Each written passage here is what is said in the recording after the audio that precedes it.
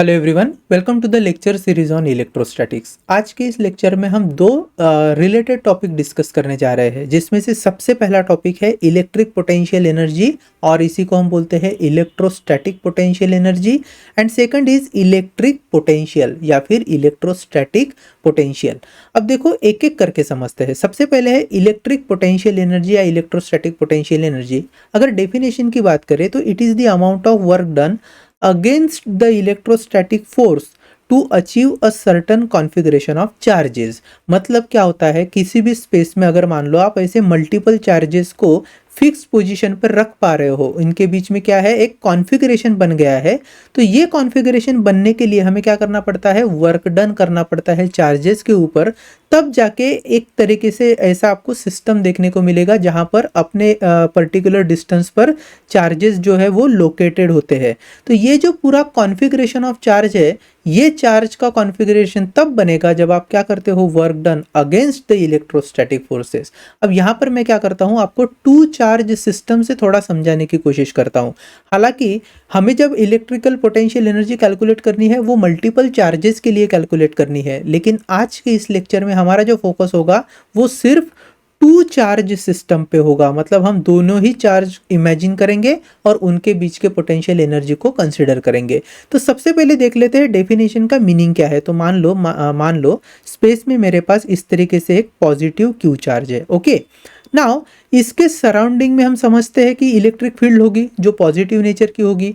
अगर इस चार्ज के विसिनिटी में मैं कोई दूसरा चार्ज लेकर आऊँ, मान लीजिए एक क्यू नाम का मैं एक छोटा सा चार्ज लेकर आ रहा हूँ, वो भी कैसा है, पॉजिटिव नेचर का है।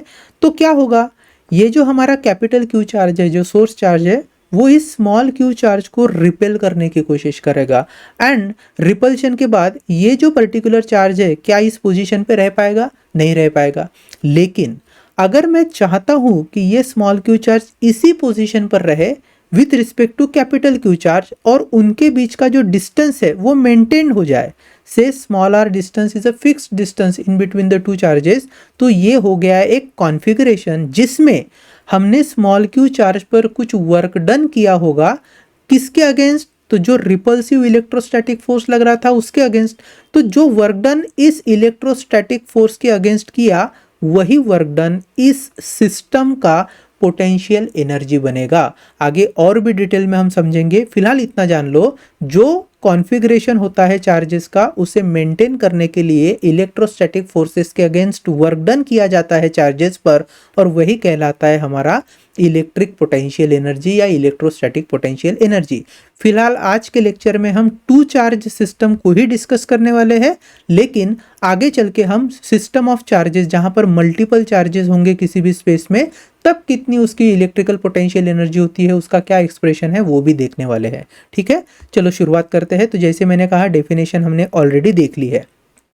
अब एक्सप्रेशन को, मतलब इलेक्ट्रिक पोटेंशियल एनर्जी का जो एक्सप्रेशन होता है for system of two charges, उसको समझने से पहले मैं ग्रेविटेशनल पोटेंशियल एनर्जी वाला जो कॉन्सेप्ट है वहां पर आपको थोड़ा सा लेकर जाता हूं, क्योंकि अगर वो समझ में आ गया तो ये पार्ट जो है it will be a child's play. देखो होता क्या है, तो हम जानते हैं ग्रेविटेशनल पोटेंशियल एनर्जी के केस में, अगर मान लो ये मेरा ग्राउंड है, say this is my ground, तो ग्राउंड को मैं कह लेता हूं मेरा रेफरेंस पोजीशन, जिसको ओ से रिप्रेजेंट कर रहा हूं। ओके, इस पर हम कोई एक ऑब्जेक्ट रख लेते हैं जिसका है मास भैया m। So m is a mass of an object. अब जानते हैं पोटेंशियल एनर्जी क्या होती है। पोटेंशियल एनर्जी की जो जनरल डेफिनेशन वो है energy associated with the position of an object. If suppose कोई भी ऑब्जेक्ट मैं ग्राउंड पर रखता हूं तो हम मानते हैं कि उसकी जो पोटेंशियल एनर्जी है वो जीरो है। सो mgh का जो वैल्यू है वो जीरो है। ऐसा क्यों, क्योंकि ग्राउंड पर हाइट की वैल्यू हम जीरो कंसिडर करते हैं। इसका मतलब ये है कि ये जो मेरा ग्राउंड है, अर्थ का सरफेस, वो एक रेफरेंस है, और रेफरेंस पर हाइट ही जीरो हो गई तो ऑटोमेटिकली पोटेंशियल एनर्जी जीरो हो गई। अच्छा, अगर मैं इस ऑब्जेक्ट को ऊपर लेकर जाने की कोशिश करूं तो क्या ये इजीली मूव होगा ऊपर की दिशा में? नहीं। क्यों नहीं होगा?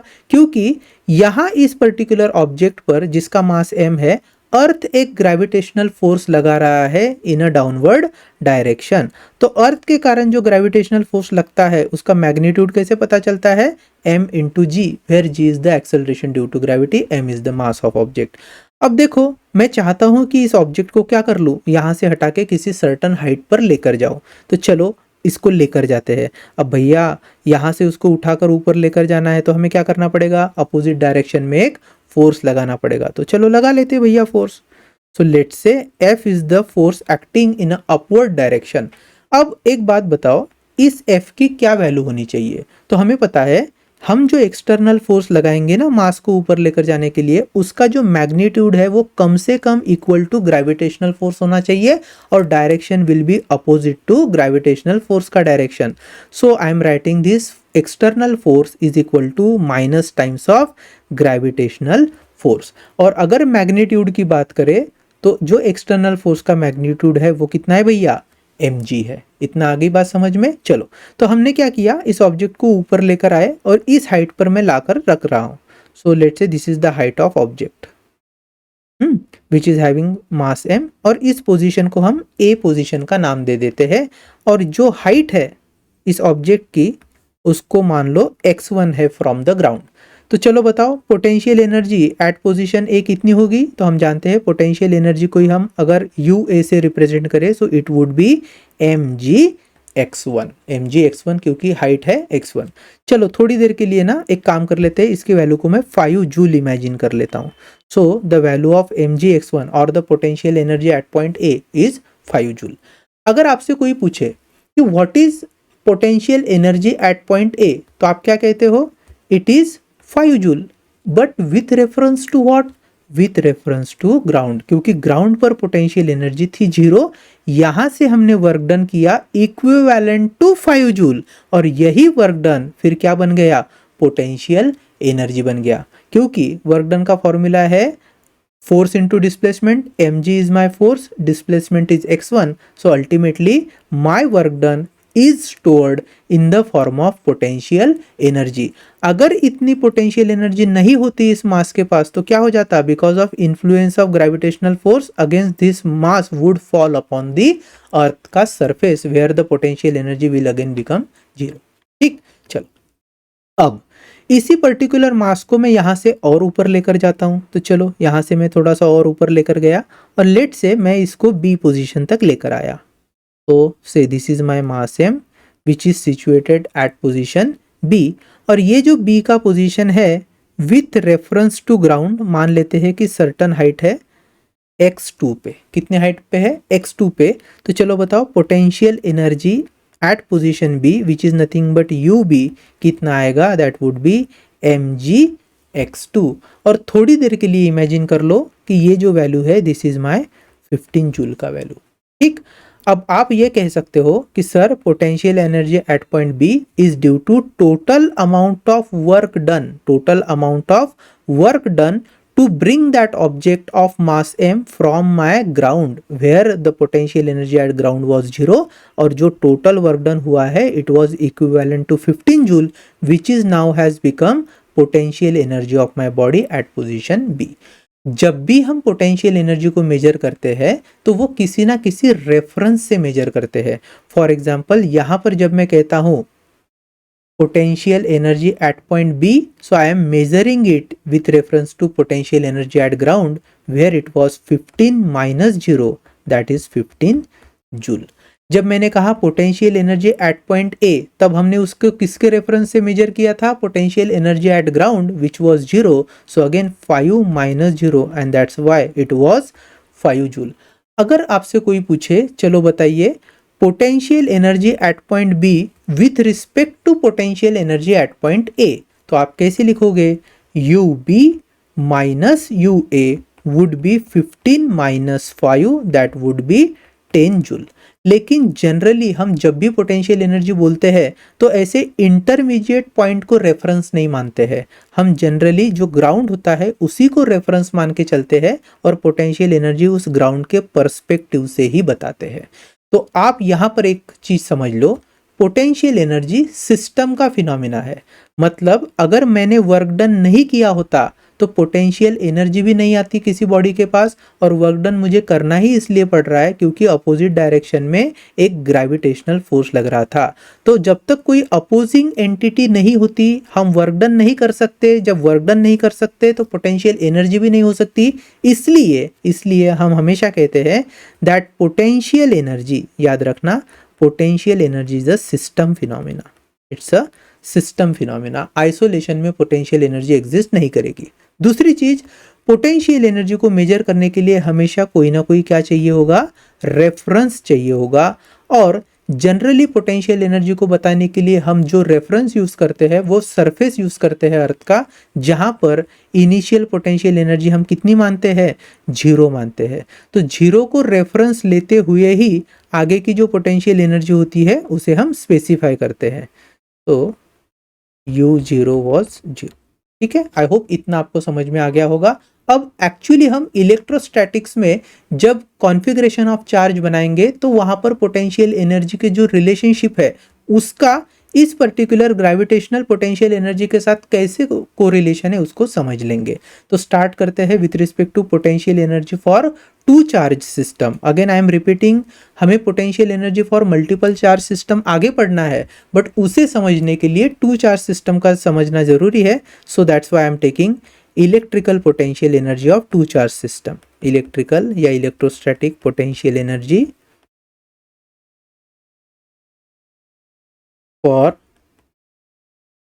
टू चार्ज सिस्टम, इसका डेरिवेशन हम करेंगे और उसके बाद में इलेक्ट्रिकल पोटेंशियल को भी समझेंगे। अब देखो ध्यान से समझो, मान लो मेरे पास स्पेस में एक कहीं तो पॉजिटिव क्यू चार्ज है। So let's say this is a positive Q charge.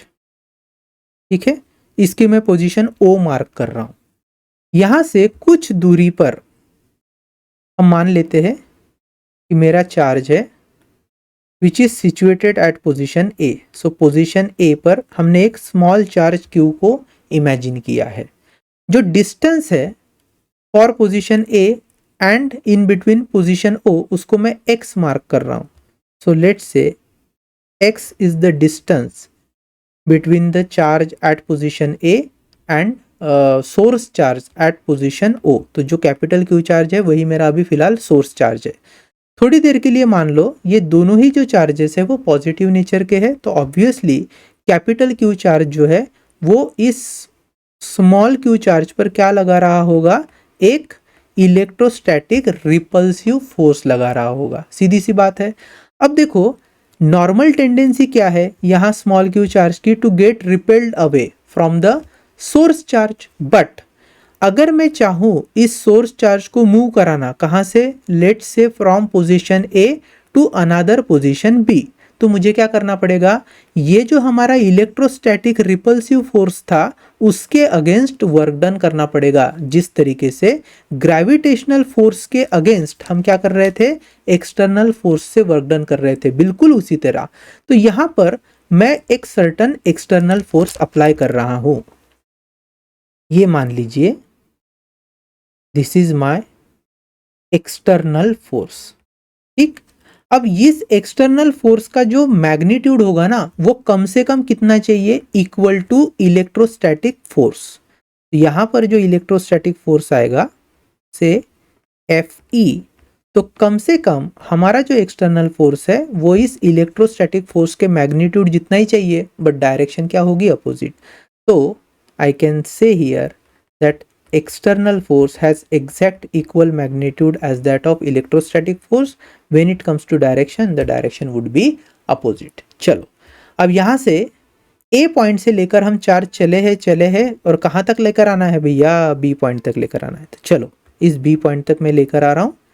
से this is my point B। तो दूसरे पेन से रिप्रेजेंट कर लेते हैं। Say this is my point B, और पॉइंट बी पर हम किसको लेकर आने वाले हैं, हमारे प्लस Q चार्ज को लेकर आने वाले हैं। पॉइंट बी जो है वो सोर्स चार्ज से R डिस्टेंस पर है। कितने डिस्टेंस पर है, R डिस्टेंस पर है। ठीक, अब जब मैं कहूंगा पोटेंशियल एनर्जी ऑफ सिस्टम, तो कौन सा system, positive plus Q charge और पॉजिटिव स्मॉल Q चार्ज, जो सेपरेटेड है स्मॉल डिस्टेंस r के साथ। तो इस कॉन्फ़िगरेशन में हम बात कर रहे हैं इनके बीच की एनर्जी की, जो होगी हमारी इलेक्ट्रिकल पोटेंशियल एनर्जी। ठीक, अब ये कितनी एनर्जी होगी इन बिटवीन दिस टू चार्जेस? तो जितना, ध्यान से समझना, ए पॉइंट से बी पॉइंट तक लाते वक्त जितना मैंने वर्क डन किया होगा वही वर्क डन होगा potential energy between the two charges, provided कि मेरा जो पॉइंट ए है वहां पर इनिशियली एनर्जी कितनी थी, 0 थी। आ रही है बात समझ में? जैसे बी पॉइंट पर टोटल पोटेंशियल एनर्जी जब मैंने 15 जूल निकाली थी, तो रेफरेंस क्या लिया था, ग्राउंड लिया था, और ग्राउंड पर एनर्जी कितनी थी, 0 थी। तो 15 minus zero, 15 minus zero was 15 joule potential energy at position B. वैसे ही ये जो स्मॉल क्यू चार्ज है बी पोजीशन में पर मैं लेकर आ रहा हूं, तो यहां तक लाने के लिए मैंने जो भी वर्क डन किया था, कहां से बेटा, ए पोजीशन से, तो ये वर्क डन ही हमारी पोटेंशियल एनर्जी है। लेकिन मुझे मानना पड़ेगा कि ए पॉइंट पर मेरी इनिशियल पोटेंशियल एनर्जी कितनी रही होगी, फिर 0 रही होगी। अगर मान लो नहीं है, इनिशियल पोटेंशियल एनर्जी ए पॉइंट पर 0 नहीं है, चलो एग्जांपल के तौर पर यहाँ पर 5 जूल है, ऐसा मान लो, कितना है, 5 जूल, और बी पॉइंट तक आते आते वो हो गया 20 जूल। तो इसका मतलब ये हुआ कि 5 जूल में मैंने प्लस 15 जूल का एक्स्ट्रा वर्क डन किया, तब जाके एनर्जी कितनी हुई, 20 जूल। तो सिस्टम की फिलहाल पोटेंशियल एनर्जी कितनी है, 20 जूल। लेकिन आप कहोगे सर वर्क डन तो 15 जूल का ही हुआ। तो हाँ, बिल्कुल वर्क डन 15 जूल का हुआ, लेकिन जो रेफरेंस है मेरा अभी वो 0 वाला नहीं है, वो कितना है, 5 जूल वाला है। तो इसके पीछे कोई तो एक पॉइंट रहा होगा जहां पर एनर्जी क्या थी, 0 थी। तो 0 plus 5 that is the potential energy eight position A, and again plus 15 that is the potential energy at position B. So system की potential energy which is at distance r is now 20 joule by considering reference potential energy as 0 joule. और आपकी जानकारी के लिए मैं बता दूं, जैसे कोई भी दो चार्जेस अगर है तो पोटेंशियल एनर्जी किसी भी चार्ज की 0 कहाँ पर होती है, इन्फिनिटी पर होती है। ऐसा क्यों? क्योंकि इन्फिनिटी पर इलेक्ट्रिक फील्ड इंटेंसिटी जो सोर्स चार्ज की होगी वो 0 होगी। So at infinity electric field intensity is 0, therefore no repulsive force was acting at small Q charge. जब कोई रिपल्सिव फोर्स एक्ट ही नहीं हो रहा है तो उसके पास कोई पोटेंशियल एनर्जी होने का सवाल ही नहीं होता। पोटेंशियल एनर्जी आती ही तब है जब आप वर्क डन करते हो, और वर्क डन करने के लिए हमें रिपल्सिव फोर्स चाहिए या कोई तो फोर्स चाहिए होता है, और वो फोर्स आता कहाँ से है, इलेक्ट्रिक फील्ड इंटेंसिटी से। इलेक्ट्रिक फील्ड इंटेंसिटी हम 0 मानते हैं at infinity, and that's why I must say मेरा जो ए पॉइंट है, अगर उस ए पॉइंट पर पॉजिटिव क्यू चार्ज की इनिशियल एनर्जी 0 जूल है, इसका मतलब ये ए पॉइंट कहाँ पर होना चाहिए, इन्फिनिटी पर होना चाहिए। तो जब x की वैल्यू इन्फिनिटी होगी, जब x की वैल्यू इन्फिनिटी होगी, तब हम मानेंगे कि पोटेंशियल एनर्जी 0 है। और वहां इन्फिनिटी से जब मैं इस चार्ज को लेकर आऊंगा at position B, then whatever be the amount of work is done, it will become my potential energy for system of two charges. I hope इतना आपको समझ में आ गया होगा। अब हम क्या करते हैं, एक्चुअल डेरिवेशन की ओर बढ़ते हैं। बहुत इजी डेरिवेशन है, तो जो इरेलेवेंट चीज़ें हैं मैं उनको हटा दे रहा हूँ, और बाकी जो हमारे पास इंपॉर्टेंट पॉइंट्स है उन्हें मैं लिख रहा हूँ। आपको लिखने की ज़रूरत नहीं है, आप चाहो तो स्क्रीनशॉट ले सकते हो। ठीक, अगर बोर्ड के एग्जाम में क्वेश्चन आता है तो बेसिक थ्योरी लिखना पड़ता है, अदरवाइज हम डायरेक्टली एक्सप्रेशन से भी इसको सॉल्व कर सकते थे। तो चलो फ्यू लाइंस में थ्योरी मेंशन कर लेते हैं। So I am writing here, consider a source charge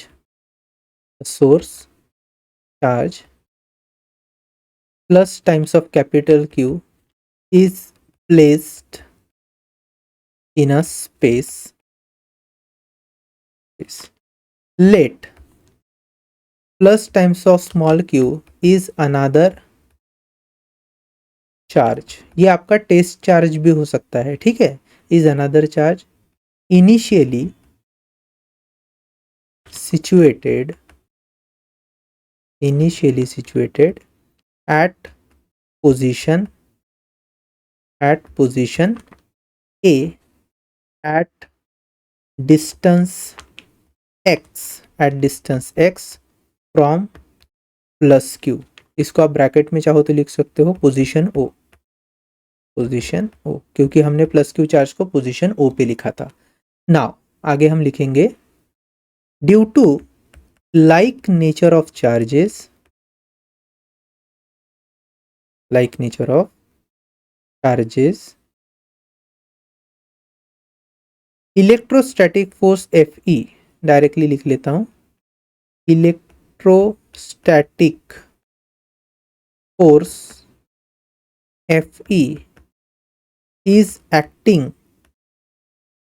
on plus q due to source charge capital Q, then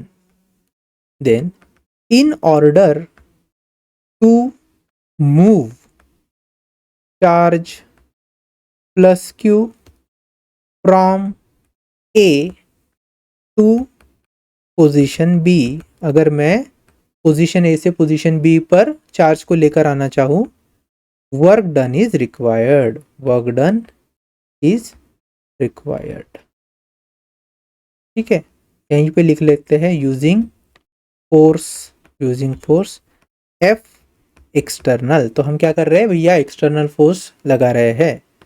such that, यहीं पर ऐड कर लेते हैं, such that this external force has magnitude exactly equal to electrostatic force but their directions are just opposite। ठीक, चलो अब जब हम पॉइंट ए से पॉइंट बी की तरफ चार्ज को लेकर आ रहे हैं, तो ड्यूरिंग दिस मूवमेंट जो भी टोटल डिस्प्लेसमेंट हो रहा है उस दौरान मान लेते हैं कि somewhat small elemental displacement is taking place. तो अलोंग द होल डिस्प्लेसमेंट एक छोटा सा एलिमेंटल डिस्प्लेसमेंट अपन कंसिडर करेंगे जो होगा dx, और dx डिस्प्लेसमेंट की जो डायरेक्शन है आप देख पा रहे हो, it is opposite to the electrostatic force. चलेगा now, I am saying here if dx is elemental displacement, elemental displacement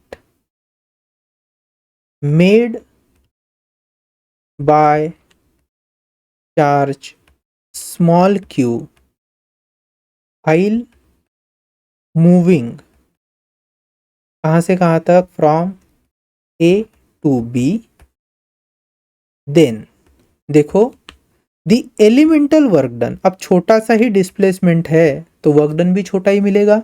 the elemental work done is given by, and this is the most important step, I am writing here C dw is equal to, अब बताओ कौन सा force लग रहा है, external force लग रहा है। डायरेक्शन जो है डिस्प्लेसमेंट की, देखो ध्यान से, दिस इज डिस्प्लेसमेंट dx ना, तो जो फोर्स लग रहा है एक्सटर्नल हम लगा रहे हैं। एक्सटर्नल फोर्स जिस डायरेक्शन में लग रहा है उसी डायरेक्शन में क्या हो रही है, dx का डिस्प्लेसमेंट की डायरेक्शन है।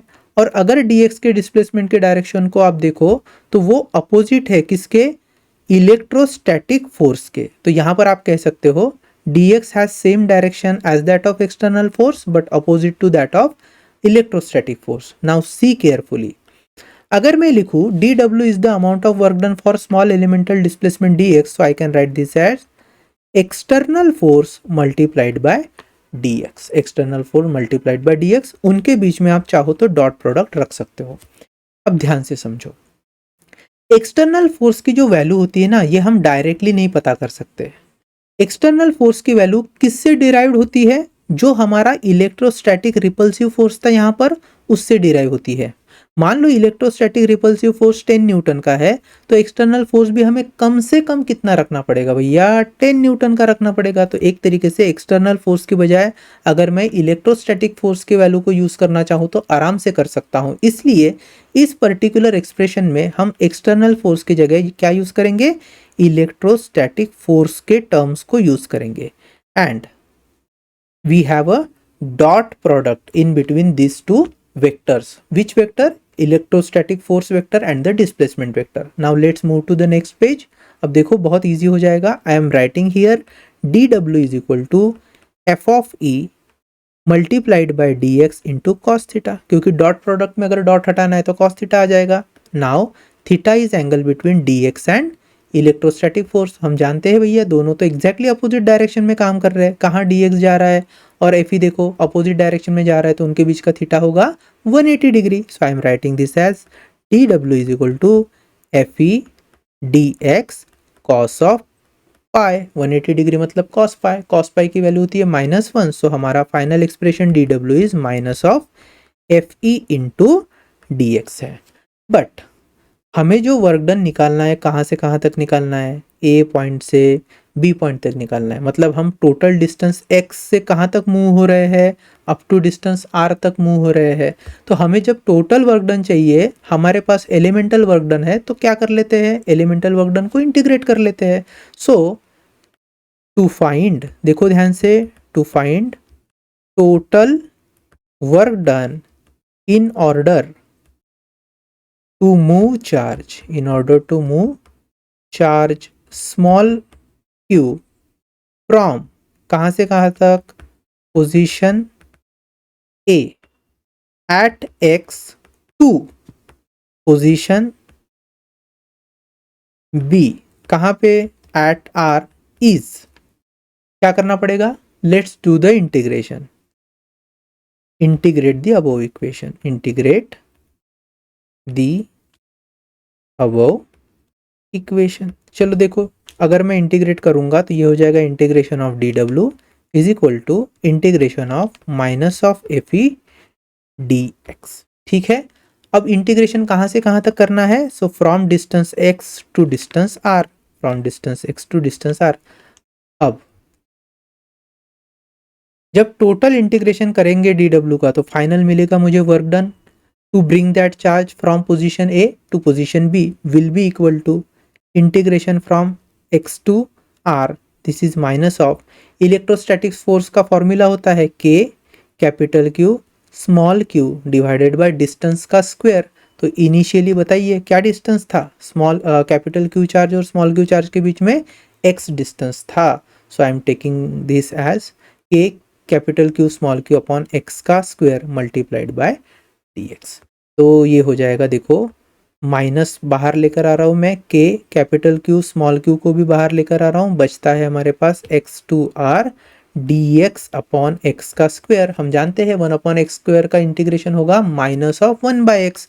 सो I am writing this as minus of k capital Q small q, this is minus of 1 by x, upper limit and lower limit, तो upper limit r lower limit x. चलो apply कर लेते हैं।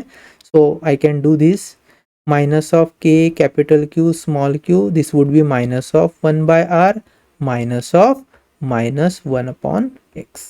ठीक है भैया, so ये क्या हो जाएगा, minus of k capital Q small q, this would be minus of 1 by r plus 1 by x. और यहाँ से इंपॉर्टेंट है, हम क्या करेंगे, इस माइनस साइन को अंदर लेके जाएंगे। तो जैसे ही माइनस साइन को अंदर लेके जाएंगे, ये हो जाएगा k capital Q small q, this would be 1 by r minus 1 by x, and believe me this is going to be a very important relation for all of our numericals। तो चलो मैं फिर से इसको लिख रहा हूँ। so the work done to bring that charge from position A to position B was given as k capital Q small q, this was 1 by r minus 1 by x। ठीक है, और अब आपको ये समझना है कि दिस पोटेंशियल एनर्जी का ये जो फॉर्मूला निकल कर आया है, मतलब बेसिकली ये जो वर्क डन का फॉर्मूला निकल कर आया है, यही होता है पोटेंशियल एनर्जी।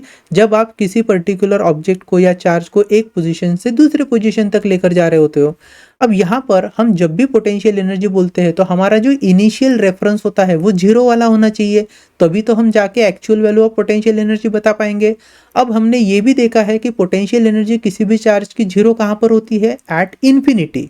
तो इसका मतलब है कि x की वैल्यू क्या होनी चाहिए, इन्फिनिटी होनी चाहिए, तब जाके जो पोटेंशियल एनर्जी फाइनली निकल कर आएगी, it would become the potential energy of system of charge. सो ये दो चार्ज के सिस्टम का पोटेंशियल एनर्जी हम तब कहेंगे जब हमारा ए पोजीशन कहाँ था, इन्फिनिटी पर था। तो चलो लिख लेते हैं।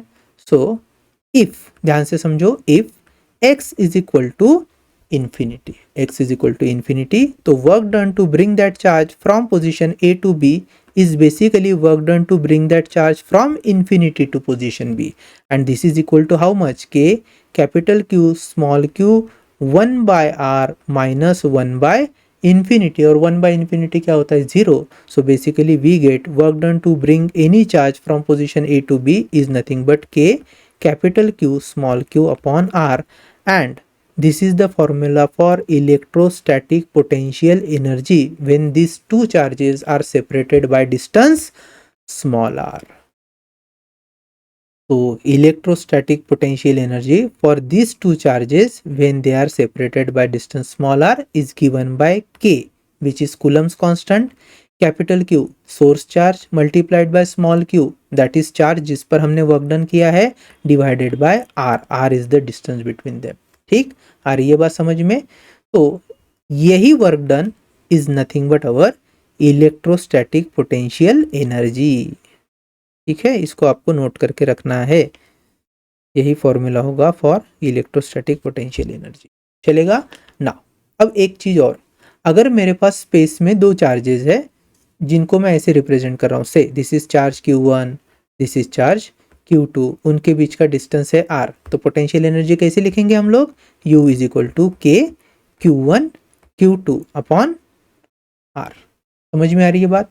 अगर आपसे कोई कहे स्पेस में, ध्यान से समझना, स्पेस में ये एक चार्ज है से Q1, यहाँ पर चार्ज है Q2, Q2 चार्ज को मैं Q1 के पास ला रहा हूँ, इनिशियल डिस्टेंस वॉज से x, न्यू डिस्टेंस से r.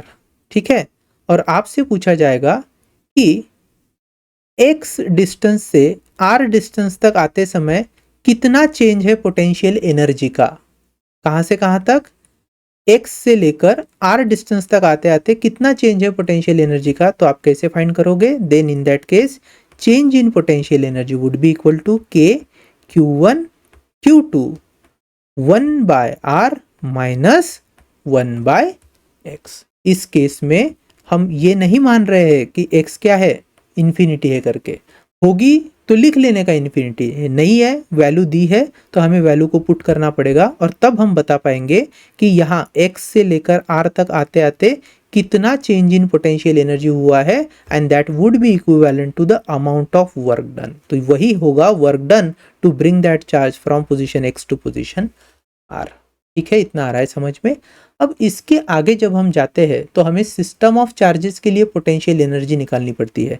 सिस्टम ऑफ चार्जेस के लिए पोटेंशियल एनर्जी का मतलब क्या होता है, तो इनिशियली क्या है, मान लीजिए ये पूरी स्पेस खाली पड़ी है. ठीक है, ऐसी पूरी स्पेस खाली पड़ी है, यहाँ पर कहीं से मैं कोई चार्ज लेकर आ रहा हूँ, से कैपिटल Q चार्ज लेकर आ रहा हूँ. तो जब मैं इस चार्ज को कहीं से लेकर आ रहा था तो क्या मुझे किसी दूसरे चार्ज के इलेक्ट्रिक फील्ड के अगेंस्ट काम करना पड़ रहा है क्या, नहीं करना पड़ रहा है. तो इस चार्ज को जब मैंने लाया तो हम कहेंगे भैया वर्क डन वॉज 0 हियर.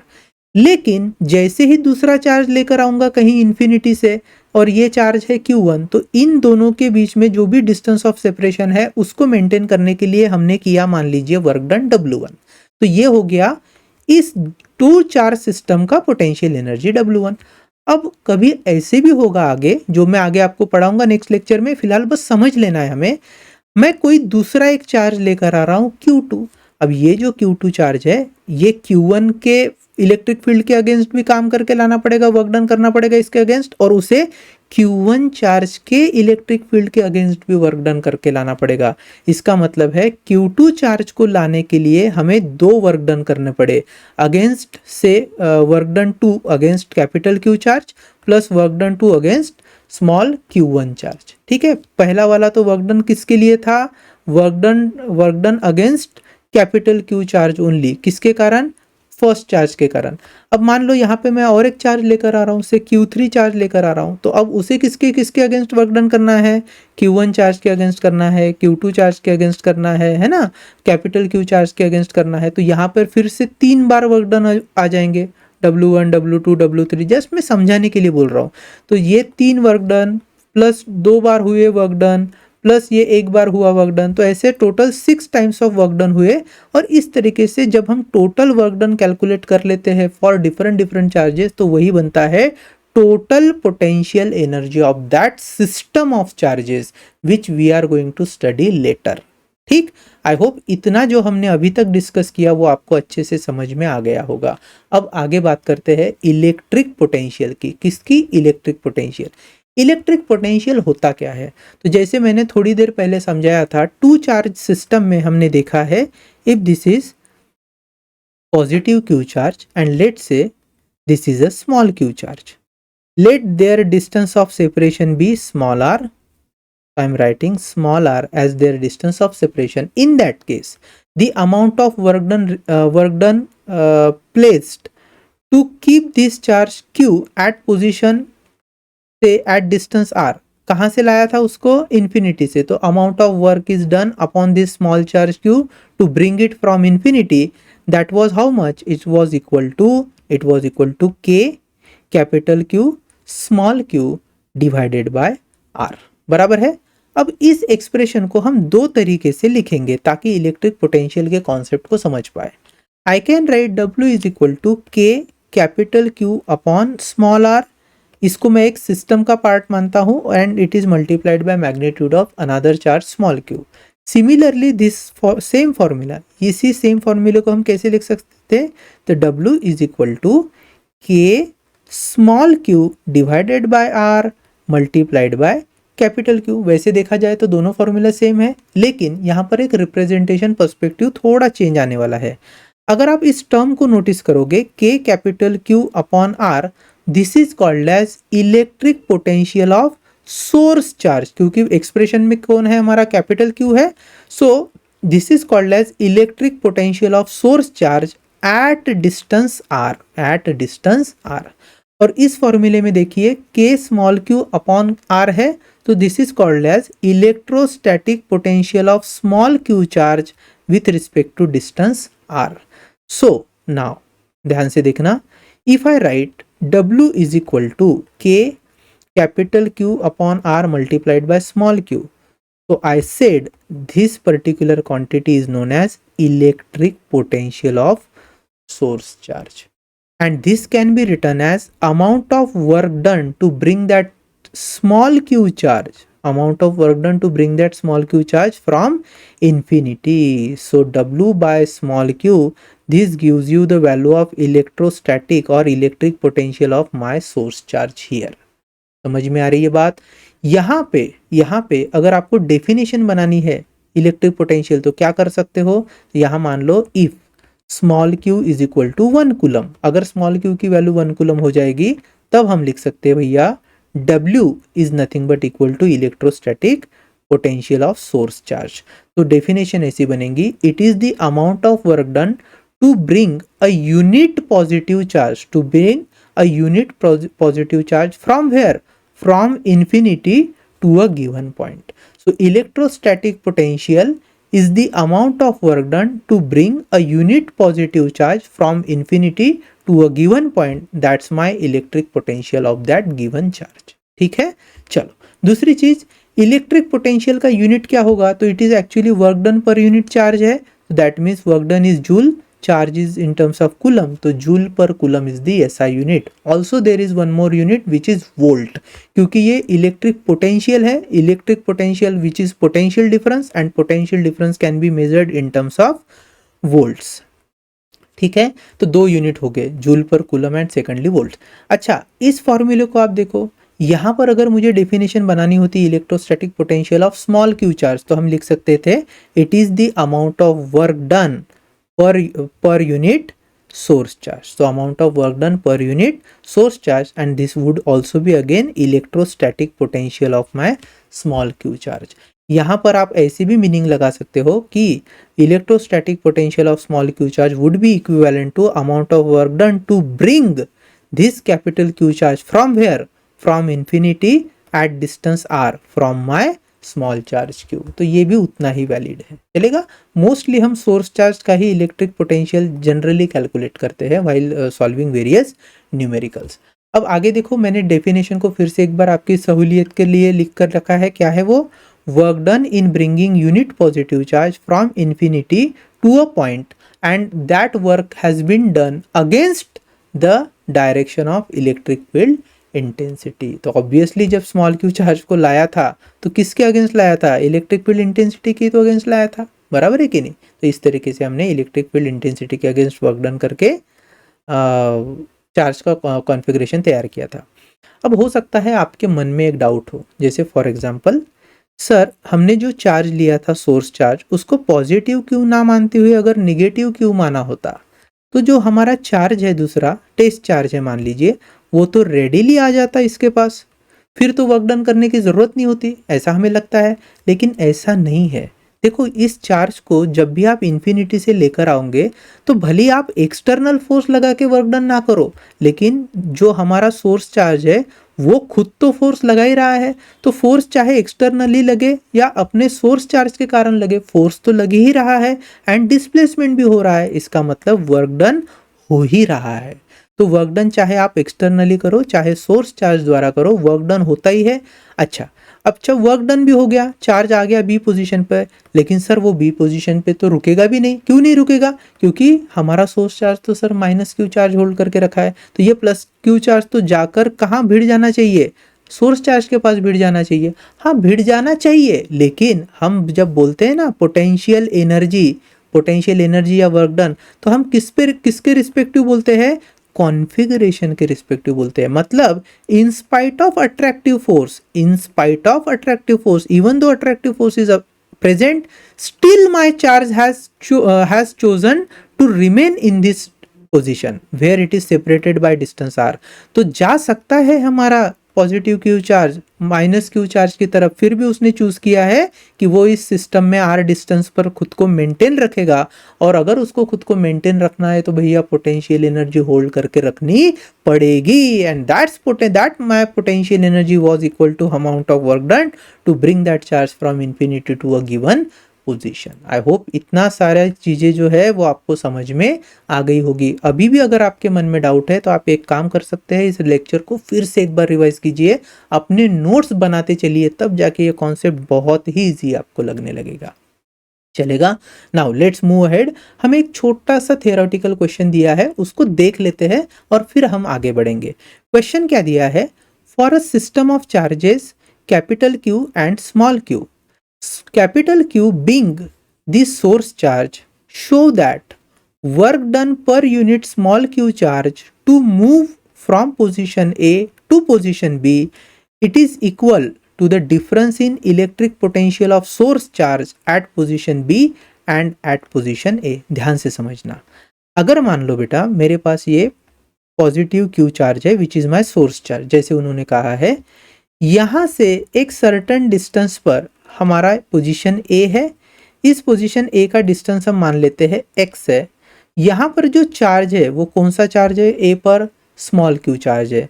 इस स्मॉल क्यू चार्ज को हम ए से लेकर आने वाले हैं बी पोजीशन तक।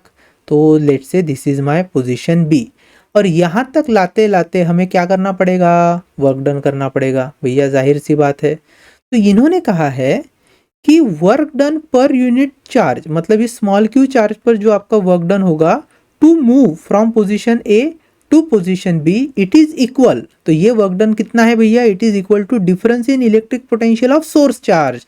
तो सोर्स चार्ज के इलेक्ट्रिक पोटेंशियल का डिफरेंस कौन से पोजीशन के लिए? For position B and for position A. तो देखो कितना सिंपल है। अगर मैं कहूँ work done to bring a charge from position A to position B, तो जनरल फॉर्मूला होगा k capital Q small q, this would be 1 upon r minus 1 upon x. X is the position A, r is position B, so I can write this as, देखो ध्यान से, work done to bring that charge from position A to B divided by small Q. We were asked to find work done per unit small q charge, तो हो गया work done per unit small q charge. और बचा क्या है हमारे पास? देखो मैं इसको लिख रहा हूँ k capital Q upon R minus k capital Q upon X। सीधी सी बात है। अब हम लोग जानते हैं क्या? K q upon r is nothing but electrostatic potential, थोड़ी देर पहले देखा था। So this is my electrostatic potential at distance r, that means at position B, and this is my electrostatic potential at distance x, that is position A. So I can simply right this work done per unit charge to bring it from position A to B is equal to electrostatic potential of capital Q charge at position B minus electrostatic potential of capital Q charge which is my source charge at position A। तो आप चाहो तो short में ऐसे भी लिख सकते हो, work done per unit charge is equal to dV। dV shows difference in electrostatic potential of our source charge for those two respective position. I hope ये जो चीज़ें हैं आपको अच्छे से समझ में आ रही है। बहुत ही इंटरेस्टिंग है लेकिन पेशेंस के साथ आपको समझना पड़ेगा। आई होप इतनी चीज़ें हमने अभी देखी है, तो इससे रिलेटेड एक दो छोटे से सॉल्व एग्जाम्पल है टेक्स्ट बुक में, वो भी देख लेते हैं and then we will stop. First example is potential at a point A in space is given as 4 × 10⁵ volt. ठीक है, स्पेस में किसी पॉइंट पर पोटेंशियल उन्होंने देकर रखा है।